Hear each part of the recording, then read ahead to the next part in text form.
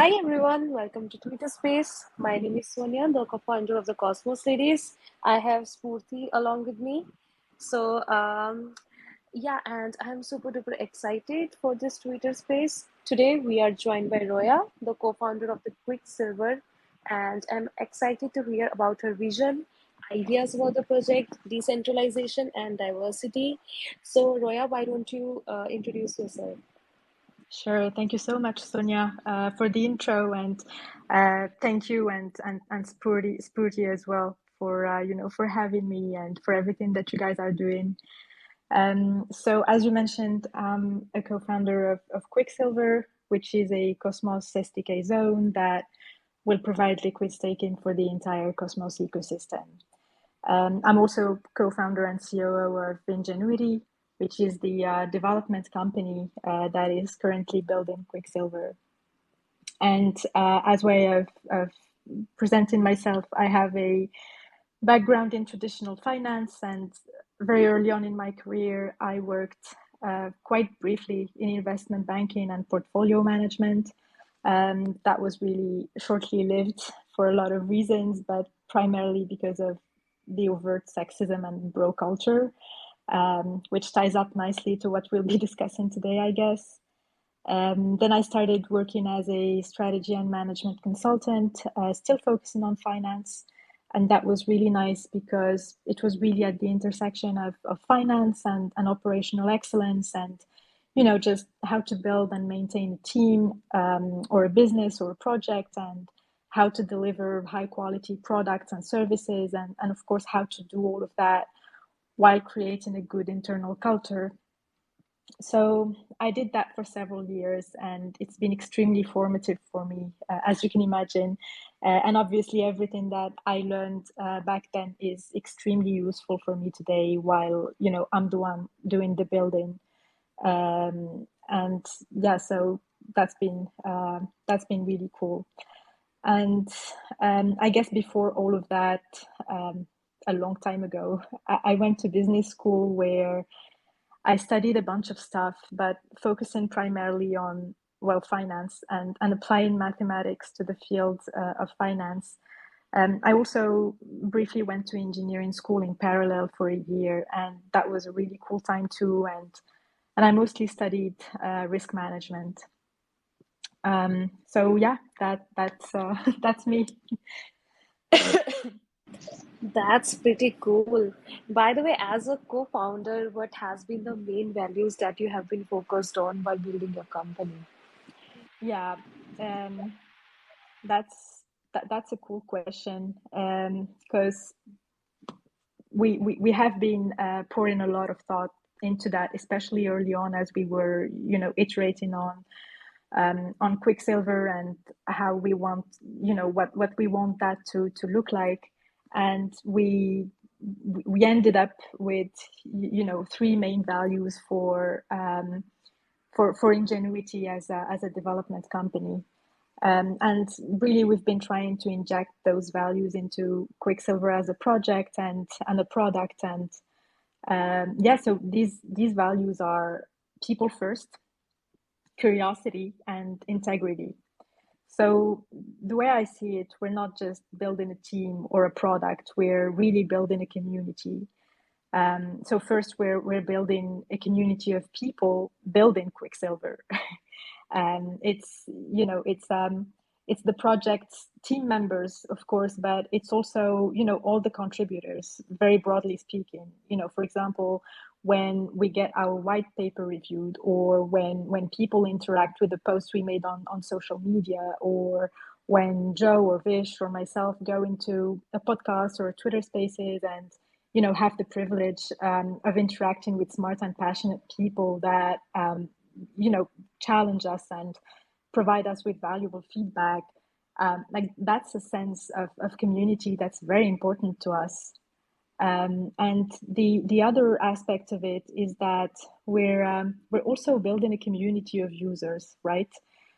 Because like every design decision that we make for Quicksilver and how to bring it forward, from the airdrop structure down to the user experience on our user interface, This is all built with the user in mind. That's really important to us.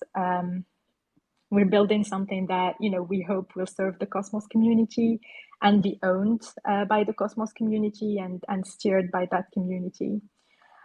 So that's really what People First is about. And I'll touch briefly on our other two values, which are curiosity and integrity. And essentially, we really believe that these two principles are very powerful, in driving innovation, because basically being curious and questioning the way things are being done and being inquisitive about what goes on around us, that's really essential to create anything of value or anything that's really innovative. And finally, integrity is also really important, and it ties into seeing things for what they are, and being truthful and being okay with getting it wrong sometimes, because like that can happen, and that's perfectly okay, as long as we own it and we try to do better the next time around. And that's necessary, if you want to have the ability to change your perspective and your outlook on things. So really, integrity, in my opinion, is that thing that pushes you to do better and to be better and to build something of quality and of value to everybody involved. So yeah, these are our three values that are sort of guiding us at the moment. Well, actually, I can totally correlate the importance of building and developing communities in the Web3 space. And as a DevRel, I can totally correlate with the people first, curiosity, and integrity. And I totally abide by them. Well, you talked about developing communities. So, what's your pathway around that? How do you develop communities? How do you like interact with them?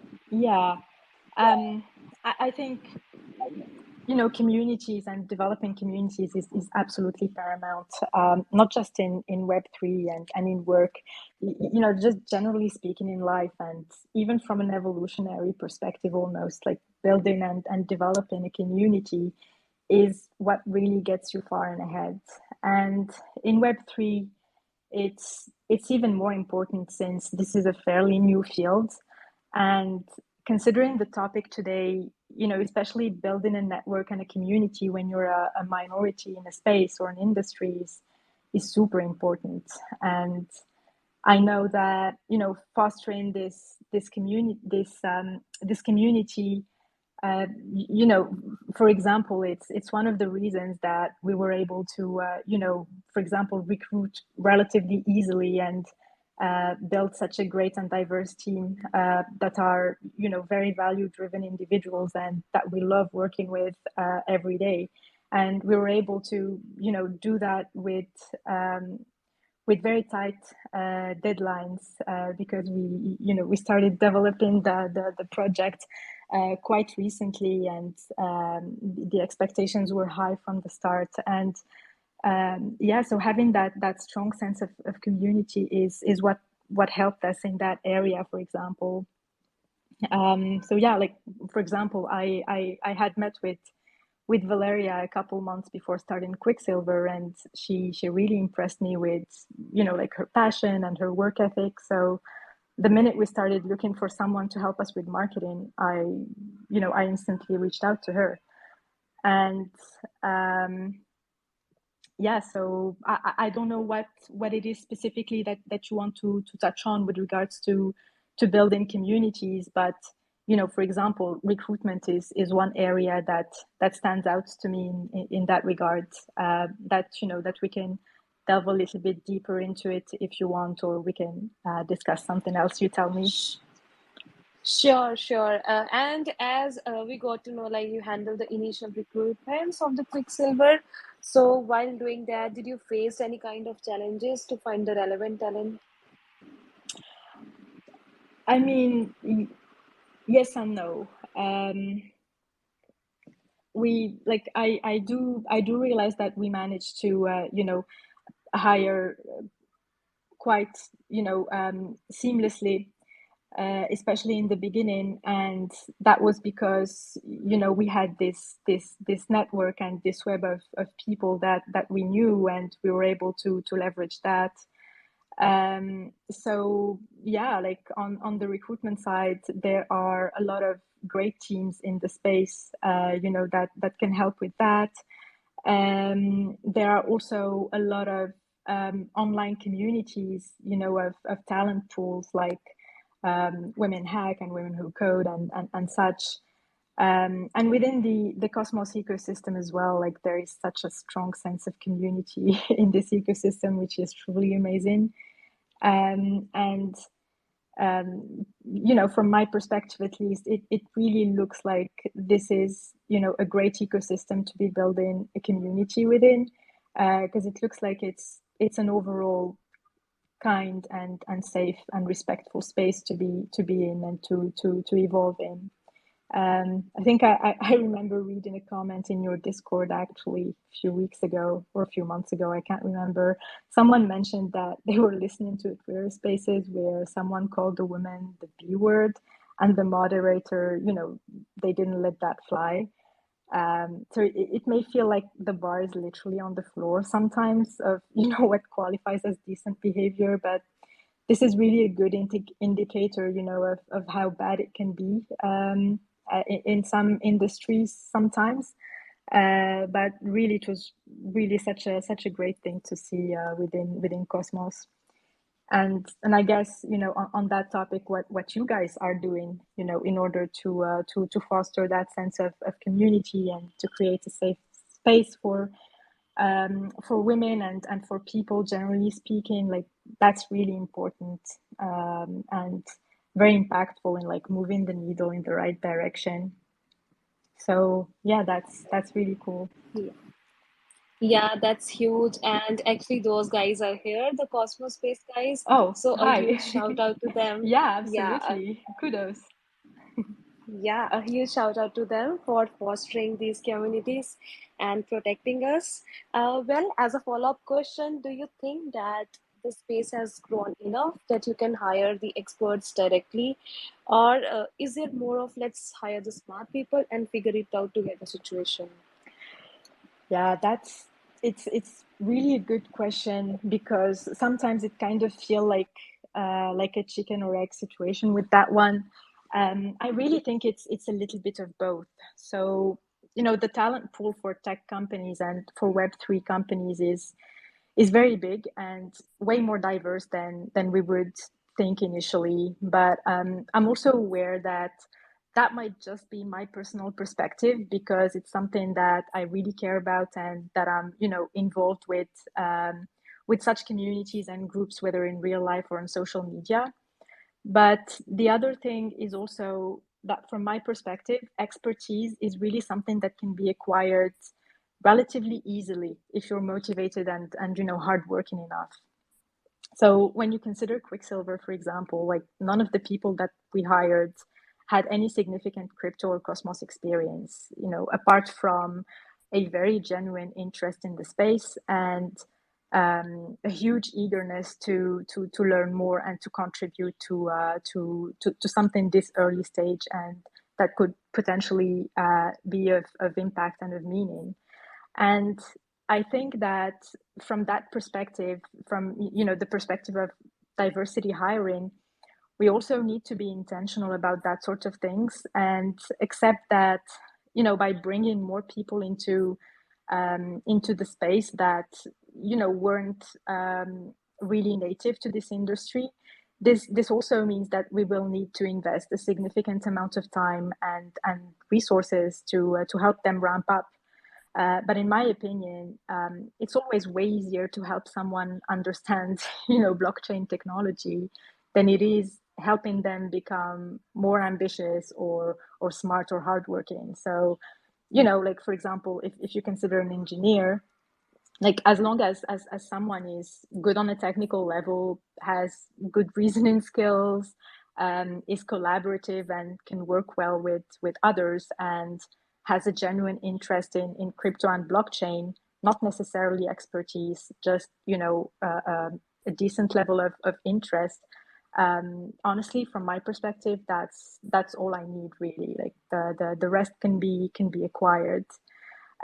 So this is obviously like a choice that we made.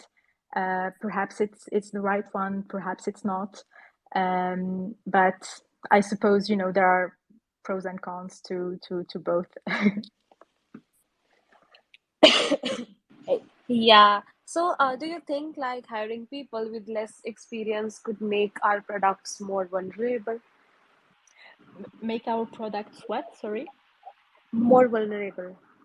More vulnerable. I think not as much as hiring the same people over, like the same people over and over again.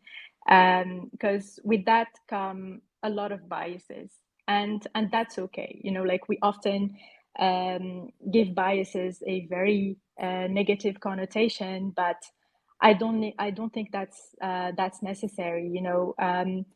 If you have a brain, you have a bias, and that's perfectly okay.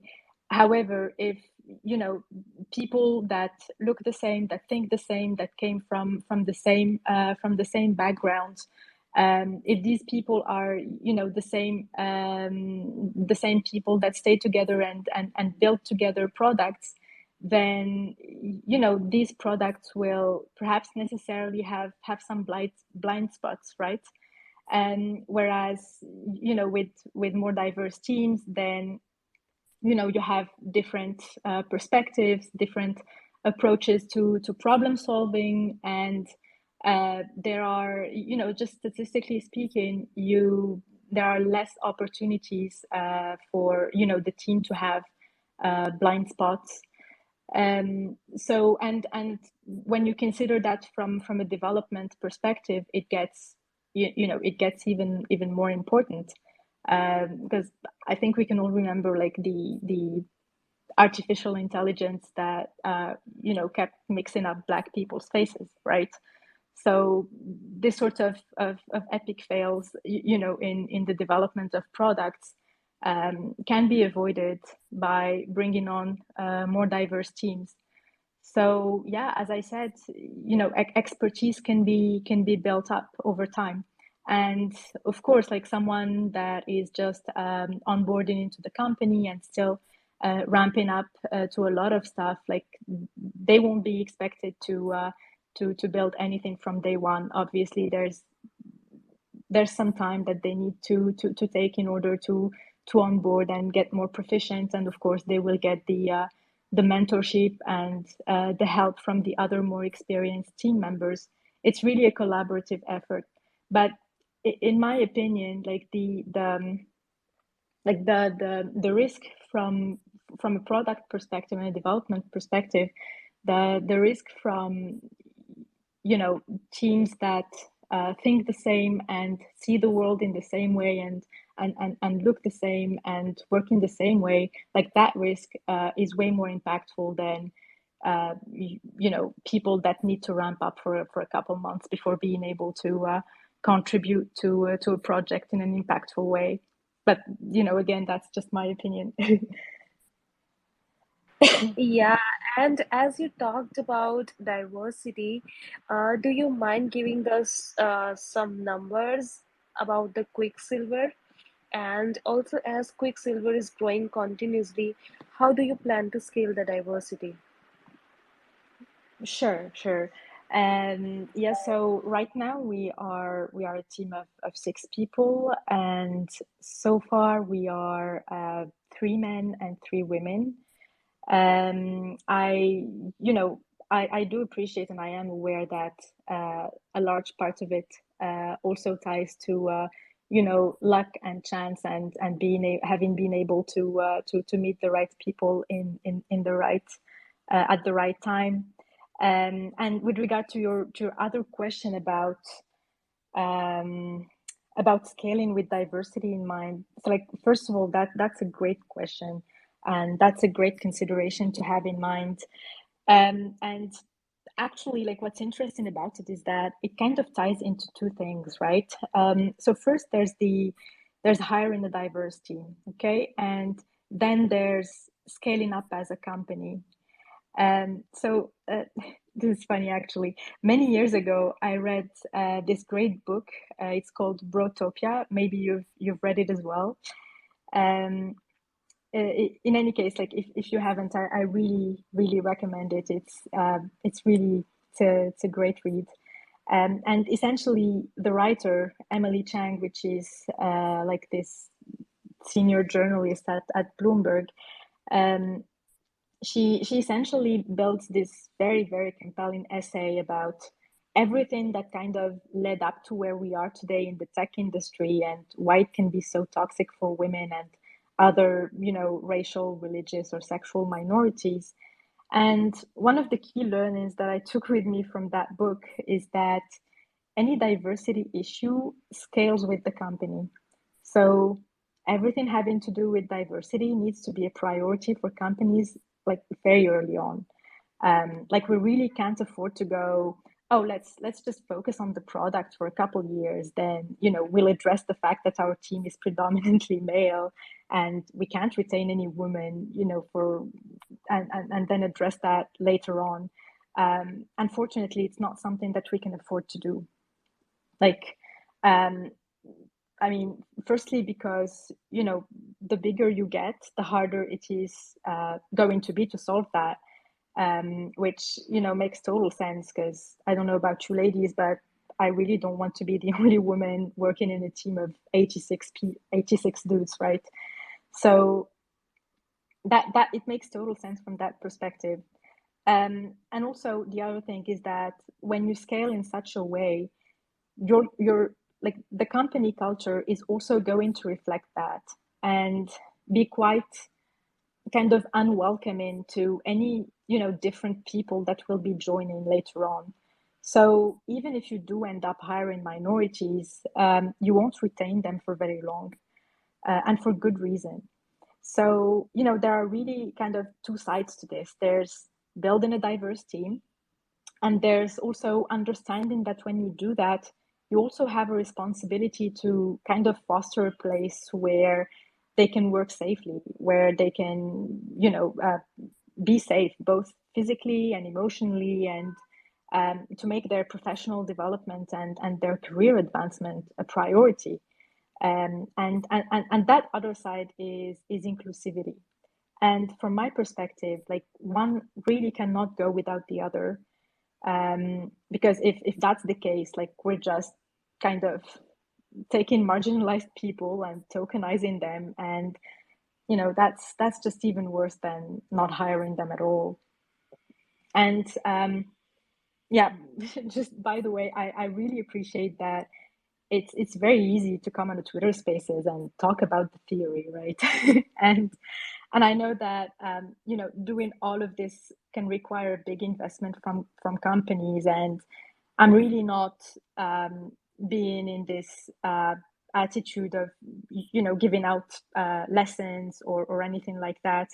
This is really the last thing that I want to be doing, or like shame anybody that is not doing that.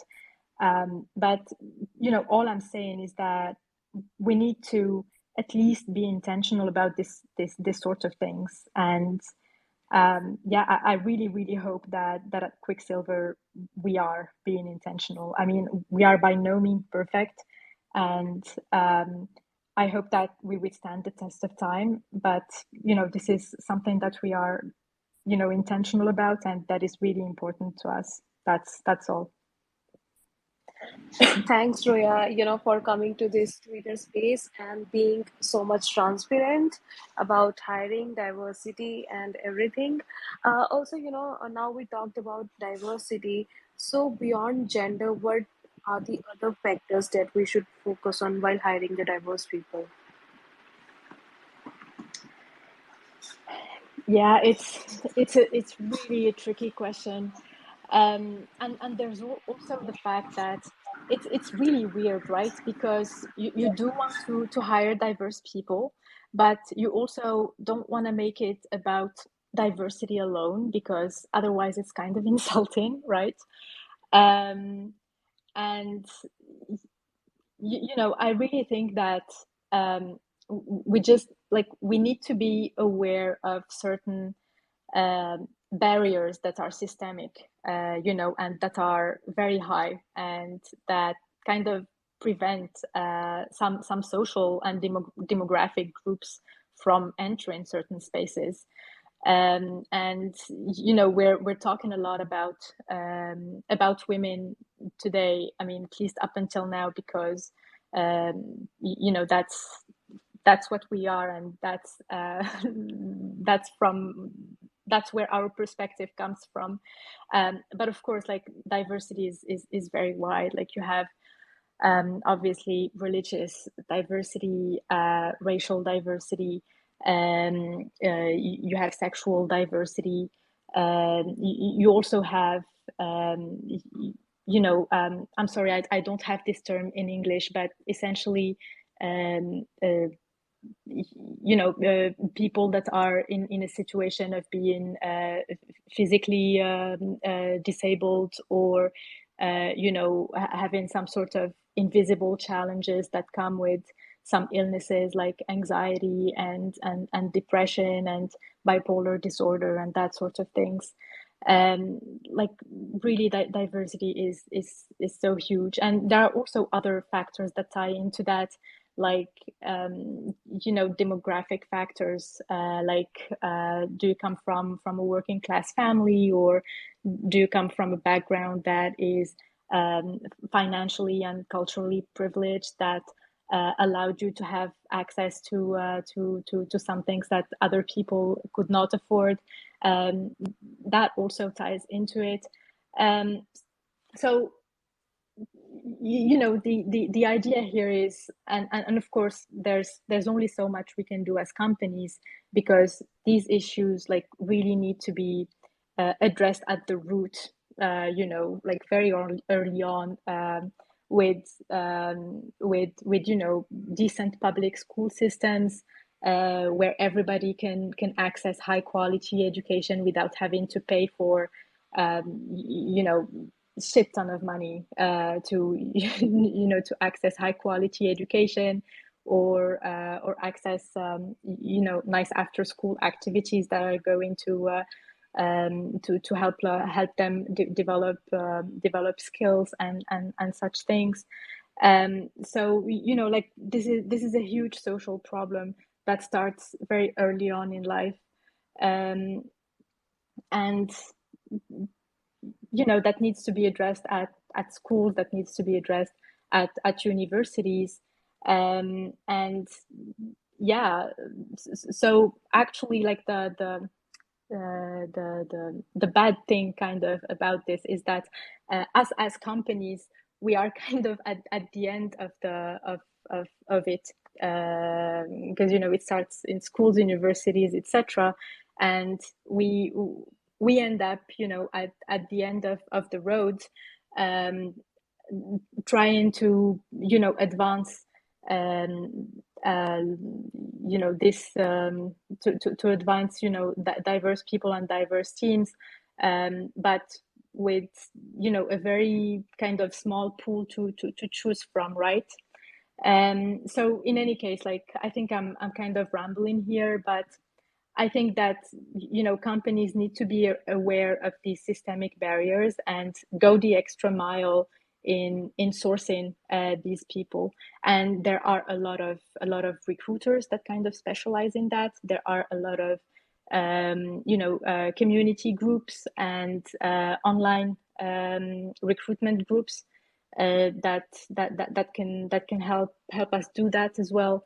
And we also need to have that in mind during the recruitment process as well, and understand during the recruitment process that if you are talking to a woman in the tech industry, or if you are talking to a gay man or something like that, um, chances are they have been treated very unfairly. Chances are they have heard slurs. They have been working with people that have been constantly questioning their credibility, questioning their professionalism and their ability to to perform their work and their leadership. We also need to be, mindful of that during the recruitment process. And we, most importantly, we also need to be aware of the biases that we bring with us, um, because like all of us, like we all have biases. I know I do, and I know that I try very hard every day to deconstruct them. But we all do. We all bring our biases and all these social constructs to the interview table. And the idea here is, like the first step towards trying to do something about it is actually being aware of it and acknowledging it, and there's nothing wrong with that, really. But that really needs to be the first step. Yeah, the, these can be um, some things to think about and to explore with that. Now I have a huge respect for the hiring managers. Right. Yeah, like their job is so difficult. It can be, and for sure there are some difficult decisions that they have to make sometimes. But I also think that hiring is a good exercise for the entire company. Like I think that perhaps everyone within the company, to the limit of their ability, should be involved in the hiring process.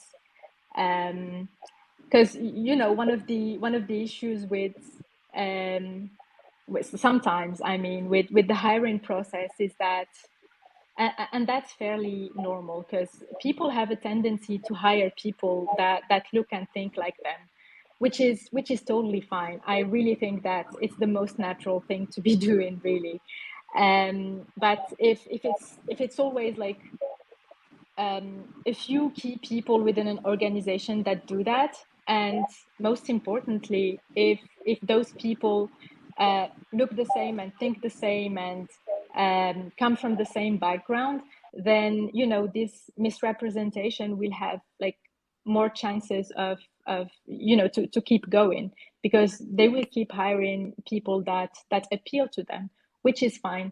However, if the people doing the hiring are very different and very diverse and have very like huge different outlooks on life and on business and on how to do things, then just statistically, chances are the people that will be hired more and more in the future will also be very diverse and look differently from one another.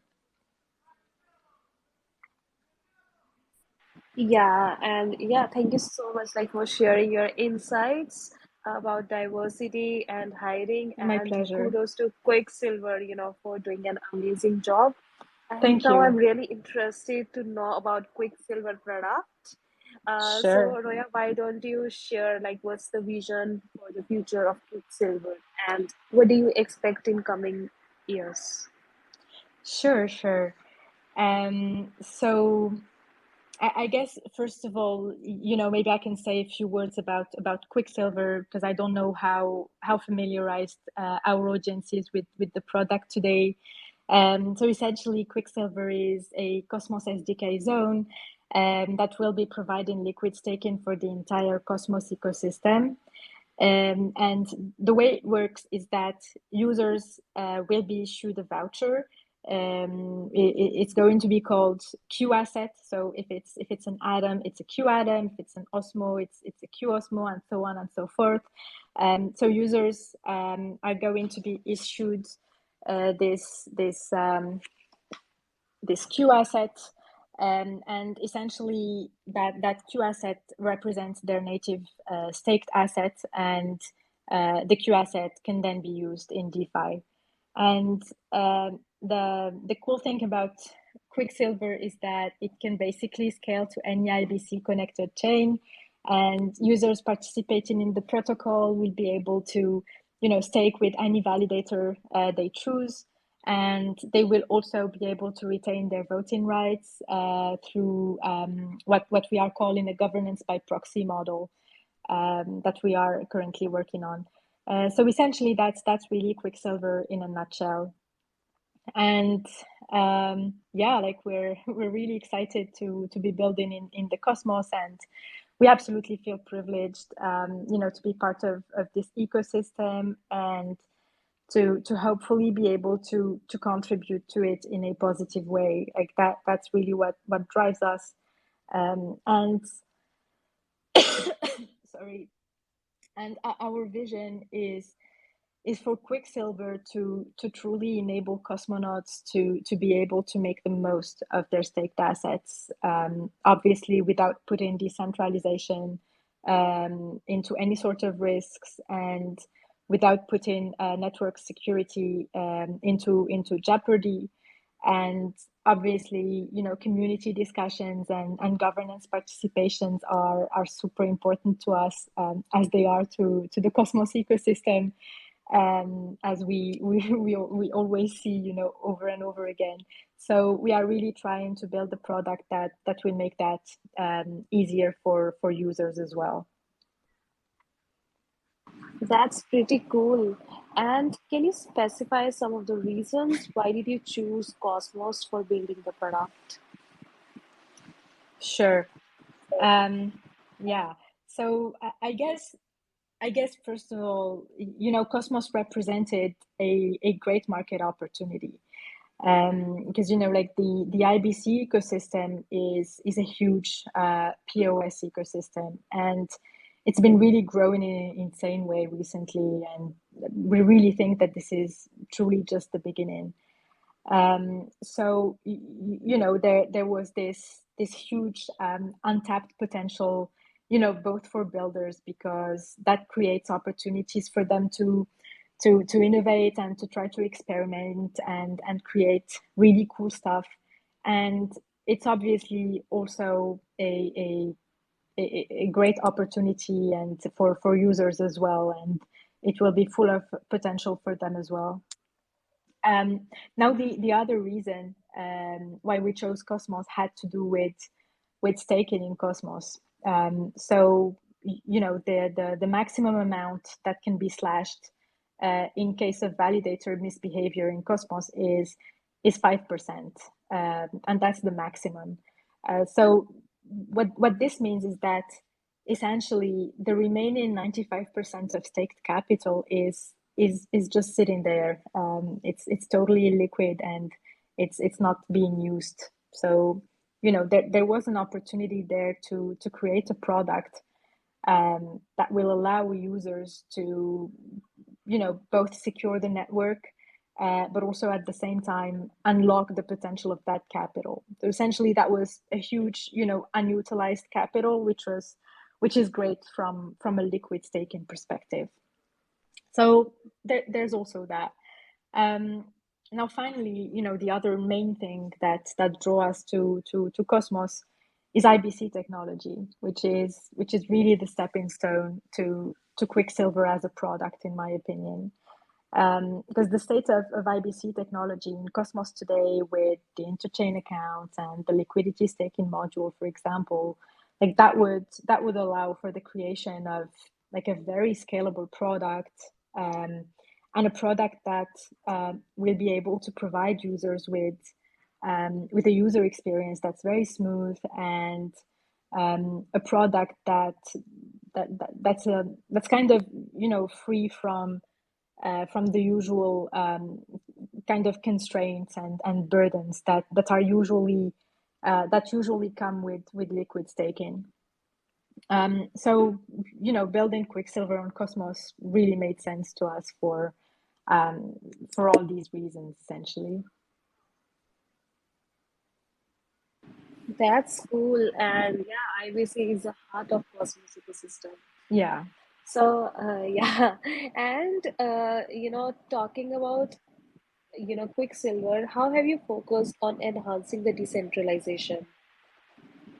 Yeah. That's a great question. That's a question that I love. I always love this. So I think, I guess, before going into decentralization, like more specifically, you have to consider that Quicksilver as a product has, a few kind of key feature that really make its value proposition, and that really makes it into a great product, in my totally biased opinion, of course. So it's four features. The first one is scalability. So as I briefly mentioned before, Quicksilver will be able to scale very seamlessly to any IBC connected chain, right? And the second one has to do with validator choice. I think I briefly touched on that as well. So Quicksilver does not restrict validators. The product won't present any, any whitelist of a few validators on the protocol that users can choose from. And essentially users can be, can be able to stake with any validator that is that's present and active on the native chain. Then there's also the retention of governance rights, and that's one of my favorite actually. There's the retention of governance rights, and basically thanks to this feature, users will be able to keep voting on the proposals that are going on the native chains, all while using Quicksilver. Because usually when you liquid stake, you have to kind of forfeit your governance rights to the validator. And we are currently working on what we call a governance by proxy model that will essentially, allow users to keep their voting powers, which is really really important, especially in the context of an ecosystem such as Cosmos. Um, and finally, like the kind of the last feature to keep in mind when thinking about Quicksilver is community, because what we intend for Quicksilver is to really be in the hands of the community, and users will be able to vote to determine the future of the network. And that includes, for example, all the zones that will be onboarded, for example. So when you consider kind of these four features, there's a bunch of them that help enhance decentralization, and that was really important to us, because decentralization is really kind of the foundational principle of blockchain, and of crypto. So it was really important for us to build a product that won't put it at risk. And we are doing that through, so first of all, as I mentioned, Quicksilver won't be using whitelisted validator sets. And what that means from a decentralization perspective is that users on the protocol, since they can stake with any validator they choose, and they have no obligation to choose one out of 5 or 6 or 7 validators. That means that the assets, they will kind of remain evenly distributed on the native chains. Then we are also building this kind of system that we're calling participation rewards. And unfortunately, I can't go into the specifics yet. But it will essentially be a way to, like, an additional way to incentivize users for them to stake with more decentralized and performance validators, and also validators that are active in the governance of the native chain. And also the other thing. Yeah, sorry, you wanted, Sonia? No, please go ahead. Oh, No, okay. please go ahead. All right. Thank you. And yeah, what was I saying? Yes. Finally, kind of the last main thing that aims at enabling and enhancing decentralization is our airdrop structure. Now, again, I really can't go into the specifics because we're making like this conscious choice and decision not to release too much information about this, to avoid the airdrop being gamed. But essentially, the airdrop structure will take into account, decentralization and validator choice. So that feature, I mean, like the decentralization is really important to us, and it's it's really something that guides a lot of the decisions that we make about the product and the design of the protocol, essentially. And talking about decentralization, how important is decentralization in the DeFi world? Because most of the crypto world is using CX, and decentralization, it doesn't seem to be valued much by the market. Yeah, it's it's very important. Like how actually decentralized is decentralized finance without decentralization, right? But you're absolutely right. A lot of users use centralized exchanges, for example, and for good reason, actually. Like the when you look at it, the user interface is neat. There are FAQs all over the place. They have customer service. The user journey is pretty straightforward. um, I mean, like, as much as I'm rooting for decentralization, like, honestly, from a user perspective, I get the appeal of using centralized exchanges. Like, it's funny because just the other day I found out that my sister is like, she keeps all her tokens on Coinbase. So, like, I almost choked to death, but then I remembered that, a few months ago, like, I showed her how to buy coins on an exchange, but I never actually explained the importance of, like, having her own ledger. So, that's partly on me as well. And the past year has brought, such cool products on Cosmos that are very user friendly and just so smooth, like Osmosis and Stargaze and Crescent. I can't shout all of the products out, but when we see all these products, we really tend to forget, like, how painful the navigation can be for users on some protocols, especially a few years ago.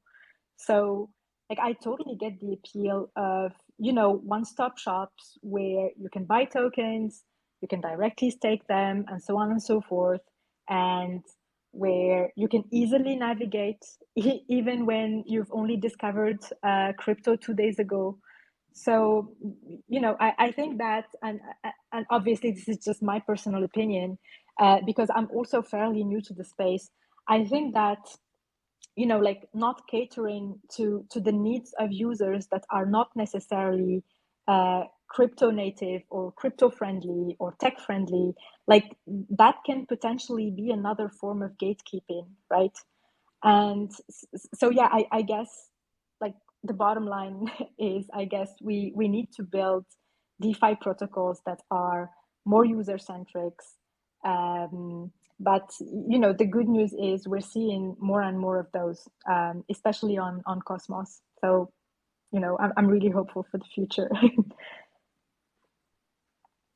And do you think that decentralization and the mass adoption, they both can coexist? And what would it take to bring them together? Yeah, that's also a great question. I mean, personally, like, I'm an optimist. I really think they can coexist 100%. But again, like, we will need to unlearn a lot of stuff that we've been learning so far, right? Because, when, like, you meant, like, we we talked about the example of centralized exchanges before, like, relatively on the scale of time, just, on average and broadly speaking, centralized exchanges have been around for longer than decentralized exchanges. So, like, just that in itself kind of gives them gives an advantage, right? But again, as as builders and generally speaking, just as people working in the crypto space full time, we it is something that we need to be intentional about it, and we need to be building products that don't hinder decentralization first of all, and also products that are more user centric. Like that's super important, and um, that's also something that kind of, I mean, it's not really missing from the ecosystem, but it's something that we can think of that that way, especially from the user perspective. Like the products that we are building today, they like, of course, they need to not impact decentralization in any negative way, but they need to also appeal to larger audiences. Like, don't get me wrong, like of course most of what's being built right now is really cool, but when you think about it, like the core audience is people that are already familiar with crypto, people that are already familiar with Web3. You know what I mean? So, you know, this is like, Yeah, yeah, right? And like, yeah, I really don't know about you, Sonia, but I always like hear a lot of people around me hate on NFTs and, diss NFTs. And I'm just like, why? Like, why are we doing that? Like, NFTs today are kind of like, think what you want about them from a product and from a utility perspective, but they are kind of doing a lot in terms of advancing crypto adoption and making crypto in the center of the mainstream conversation in a positive way. Like, for example, like most questions that I get from people outside of crypto, because I still know a bunch of those, weirdly, like those people, they like, most questions they ask me are about NFTs. And if it's something that will get people to get interested in the industry, then great. NFTs, it looks like it's been doing that for a lot of people, and uh, from my perspective, that can be great contributors for the mass adoption of crypto. Like, why not? So yeah, I mean, I guess bottom line, we really need to build more user centric stuff, and really invest in consumer marketing and educational content and a nice user experience, that sort of things. Like, yeah. yeah, right. Right, and I get these questions regularly, and I somehow feel like there is lack of education about how the NFTs and everything work.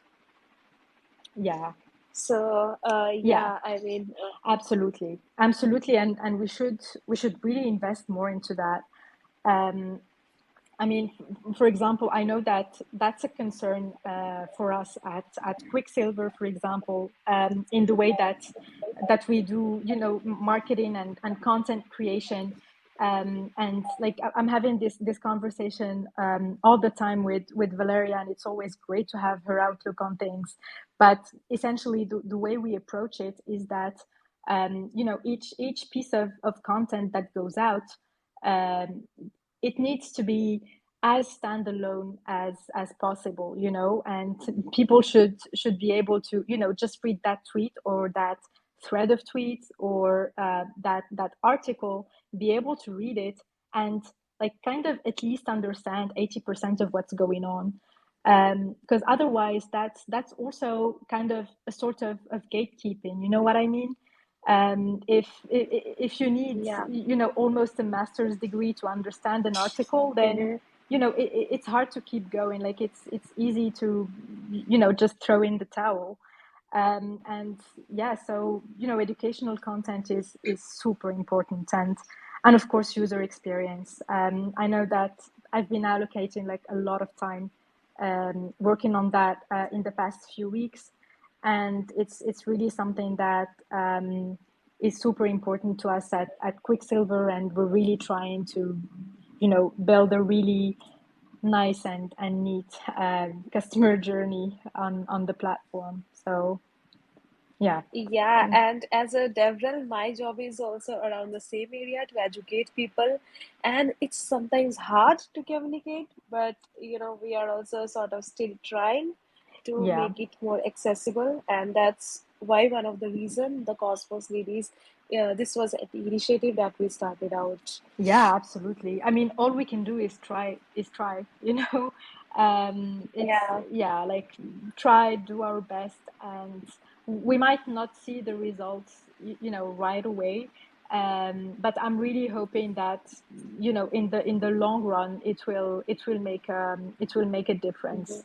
But for sure, yeah, like we need to focus on that, and also try to, also make the jargon understandable. I always love, like, definitely. sometimes you bump into threads on Twitter where like, for like 19 tweets the person just unpacks all the jargons, Yeah. and I think that's really cool. Right. And also, apart from the education, what other areas or the aspects that you feel are missing from the Web3 ecosystem? Hmm. Yeah, that's a hard question.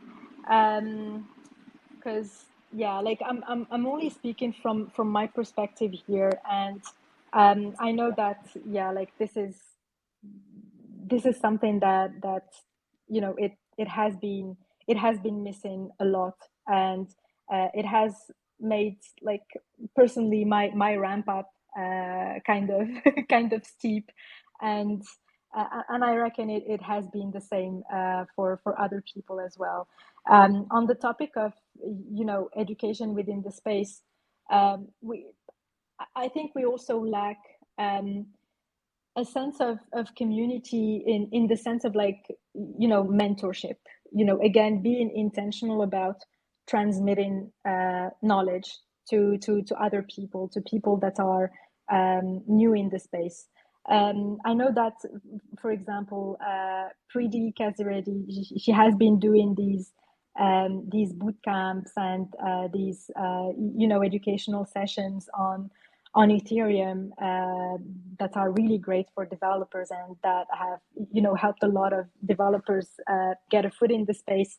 I know that, a few years ago, when I had just joined the space, like, her newsletter helped me a lot in understanding a lot of, the basic stuff.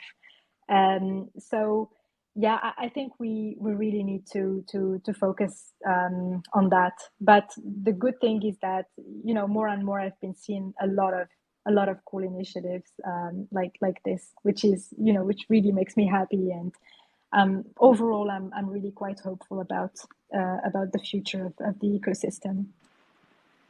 Yeah, like I have been in the Cosmos ecosystem from past 1 year, and it has changed a lot. A lot have been evolved, and I'm Yeah. definitely positive about that. Well, since we are coming closer to the time, Oh, yes, maybe yes. I would like to take some questions from the audience. Sure. And just full disclosure, like, I didn't I I didn't see the time. So, like, I have another meeting starting in a few minutes. So, like, all I have is 5 minutes. Is that all right? Sure, sure, that would Okay, be enough. cool. Thank you. Maybe Spurti, can you add? Uh, Maybe Nils.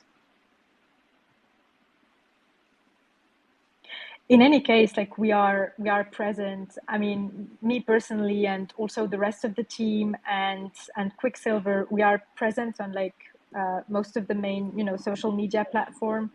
You can reach us quite easily. We have a Discord, we have a Telegram group, we are all on Twitter. So, if you guys think of something later on, yeah, like, the DMs are open, the groups are open. Feel free to shoot them. Sure. Actually, till anyone asks, why don't we, have one more question? What would be your main advice for the other female entrepreneurs in the Web3 ecosystem?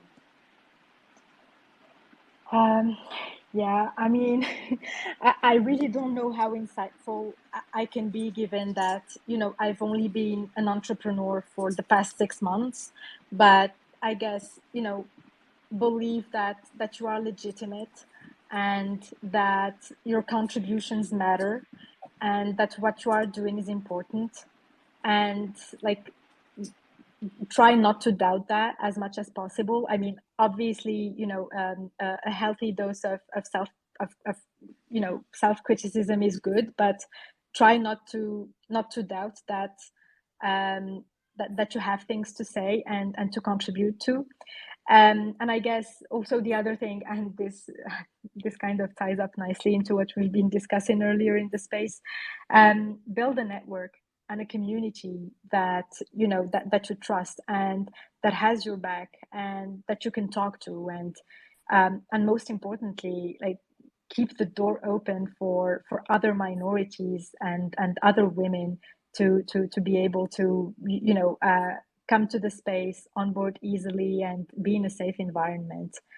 So yeah, just be kind. And my DMs are open if you want us to connect. I'd really love that. I love your idea, and Spurti told me about you, and today when I have heard you live, I am totally your fangirl. Oh, that's sweet. I'm really happy to have connected with you guys. I think, I mean, with you ladies, and I really Yeah. think that what you are doing is really cool. And yeah, I'm looking forward to any more areas in which we can collaborate and help each other out. Definitely, definitely. We will definitely reach out to you, for more future collaborations. And I won't take much of your time since your meeting is approaching. So, yeah, a huge shout out to Roya for joining us today, and we totally appreciate it. Also, if you have anything that you would like to share or tell, please do let us know. Thank you so much, Sonia. Thank you, Sporty. Thank you guys so much for having me. It's been really great catching up with you today. I guess one last thing, and Valeria is going to love me so much for this. Like, follow us on Twitter, join our Telegram group. I know we are always interacting with the community, and we love hearing from you guys. We love your questions. We love your feedback. We love having high quality discussions with you. This is all what Quicksilver is about, and yeah, like really looking forward to more catch ups, and perhaps we'll all connect soon in Cosmoverse in real life. Definitely, I'll share all the handles on my tweet. And yeah, best of luck, Roya. Thank you Thank so much you. once again. Cheers. Bye. Cheers, bye.